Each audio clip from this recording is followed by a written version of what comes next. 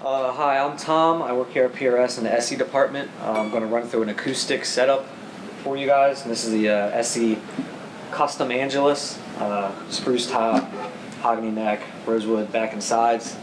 Come out of the box already strung up just like this. First thing we do, take the truss rod cover off. Once that's off, kind of look at the tuners, make sure they're all straight. If they're not straight, straighten them out. Tighten everything down, strap buttons.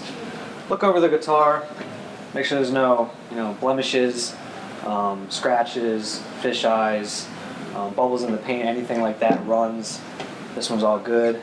And then basically, I tune it up. Just up the pitch.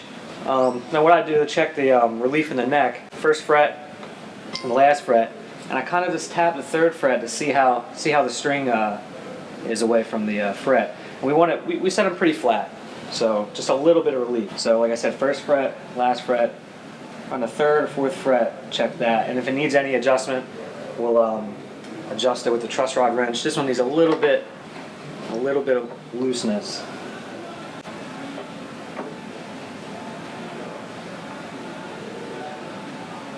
That's good right there.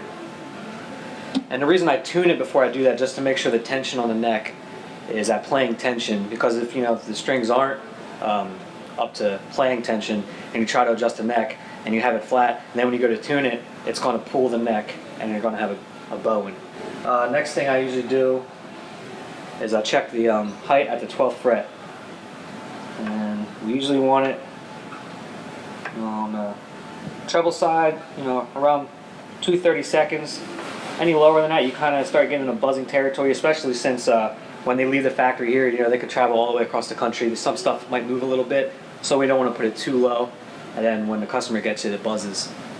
So this one's already pretty good where it is. Now if it was a little bit too high, it's not like an electric guitar where you have individual saddles maybe. So what we do is loosen the strings, we'll pop the saddle out, take it over to a sander, and just sand a little bit off of it. And what we do is you have to make sure it's perfectly flat. Sometimes when you sand it, it might be beveled, so it would sit, if it's not straight, it might sit a little cocked forward, a little cocked back. You want it to be perfectly flat so that the piezo that's underneath the saddle makes contact with the whole saddle, so you get a good reading for the tuner, and whatever amp you're playing in, it'll recognize each string's pitch.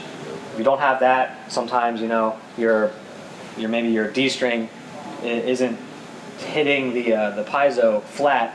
It won't be as loud as the other strings, or won't register at all in the tuner sometimes. So that's a good thing to watch out for. Also, we make sure the nut is also at height. Like I said, we don't want it crazy low because it could buzz. So we just set it relatively in industry standard specs for the nut height. So this one should be pretty good. We'll go ahead and stretch the strings just like that. They all seem to be good. Tune it up again.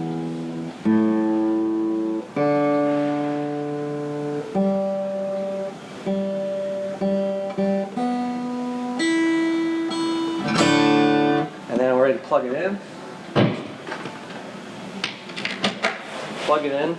Now, tuner's still on, so it's not making any noise. So you hold the tuner button down for 3 seconds, turns the tuner off, and now we have some sound. So what I usually do is put all the faders. You have a bass, mid, and treble fader.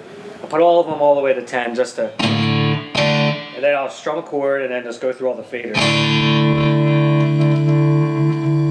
So all of them seem to be working. I'll hit the bypass. You can hear it drops when I hit the bypass. So when that's working, hit the volume all the way down. Everything seems to be working, so one more time I'll stretch the strings. And then I'll use my amp tuner for this.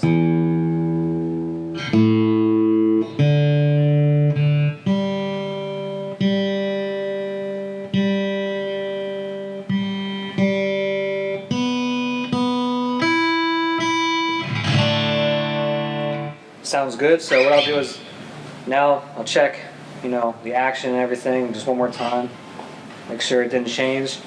And then what I'll do is I'll just kind of play chromatically up the neck just to make sure there's no fret buzz or anything like that.